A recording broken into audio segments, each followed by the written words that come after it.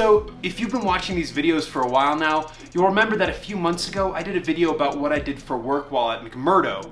But today, I'm gonna answer that question, but for here at the South Pole. So the first thing to remember about wintering at the South Pole is that everyone down here wears a lot of different hats. See, there's not very many people here. We only have 42 this winter, which means that a lot of different jobs and responsibilities that don't have enough work to make a full-time job, they get split around between different people on station. So while I do have a primary job title, I also do a lot of other different stuff. So I figured first we'll talk about my main job.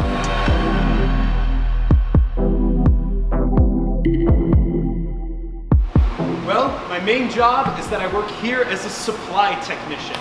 So my department, which includes 3 other people, are essentially in charge of all the materials on station, including all the stuff that's around me.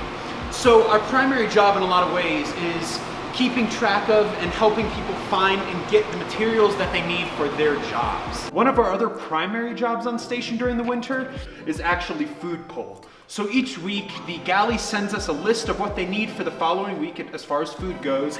And we go around all these rows. Most of this is all food, by the way. And also, fun fact, it's like negative 70 degrees Fahrenheit down here. As you can tell, it's really cold. But yeah, we go around and we basically pick the food that the galley needs for the following week, put it on carts, and ship it up to the station. There are some other jobs that we did primarily at the beginning of winter, and is more of a summer job because there are planes coming in and out of the station, like receiving and processing cargo.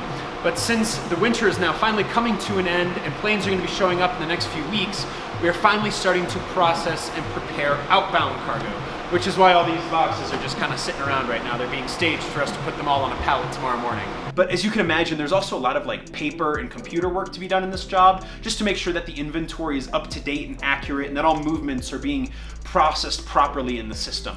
But a lot of that work, especially the more confusing and computer heavy stuff, actually gets transferred to someone else on our team, the IDS, or the Information Data Specialist.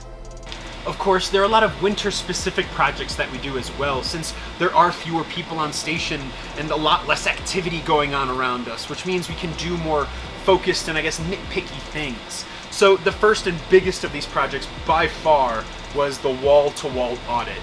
So essentially what we did was we printed out sheets that had the numbers of every single thing that was supposed to be on every single shelf on every single storeroom in the station, and we went around and counted it to make sure that it was accurate within the computer. And yeah, I mean, it was literally tens of thousands of lines, and it honestly took us months, as you can imagine, to complete that. But aside from that, we do other things like deep cleaning our work center, or trying to reorganize things and make things neater, or improving the processes of our job and trying to make the job better. So yeah, as you can tell, there's a lot of extra things that we do during the winter since we can't do them during the summer.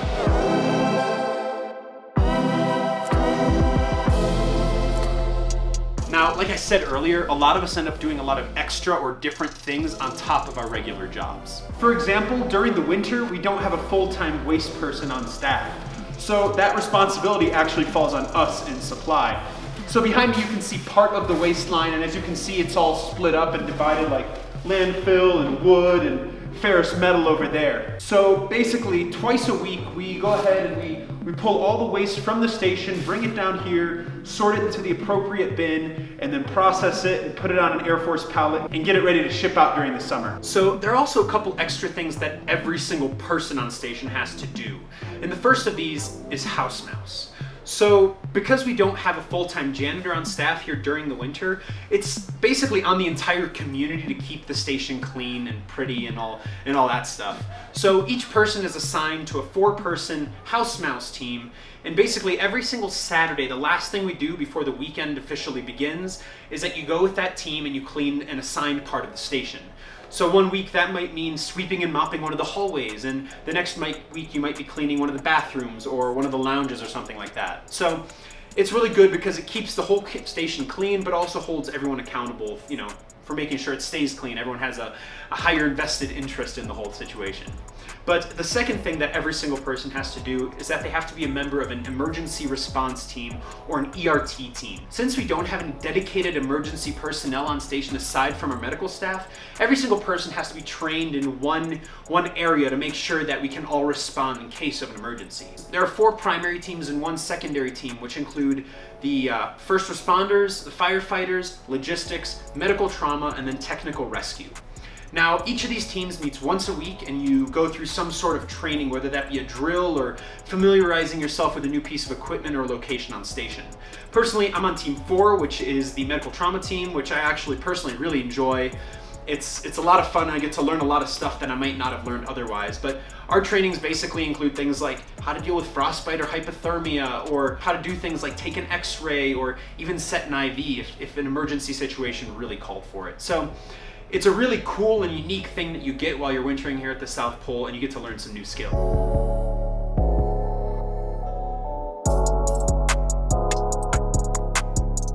Now, there are a couple other jobs that exist on station during the winter that a very limited number of people have. I actually have one of them, and that is that I'm one of the 2 winter fuel operators, and I got that gig since I was a fuelie at McMurdo during the summer. But to be completely honest with you, it's not very intense at all, and mostly just involves us doing the weekly rounds and reports.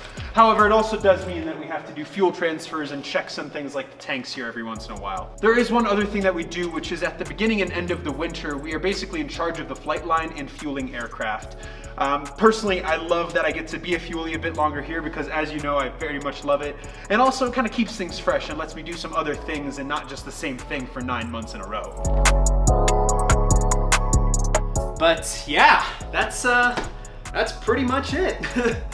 That's quite a lot, but I actually find it really interesting to see all the extra things that people end up doing down here to make sure the station runs as intended, since obviously there aren't things like fuelies and wasties down here during the winter full time. So it's pretty interesting to see who ends up doing what. But I hope you enjoyed this little insight into my life here at the South Pole and what I do for work.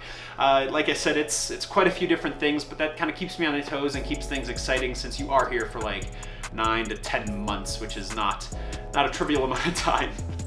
But if you have any questions about my life down here, feel free to leave them in the comments down below and I'll make sure to get back to you, answer any questions that you have. But thank you once again so much for watching this video. I really hope you enjoyed it, and if you did, you know what to do. Make sure you go down below and hit the little like button, subscribe, the bell, comment, share, you know the drill.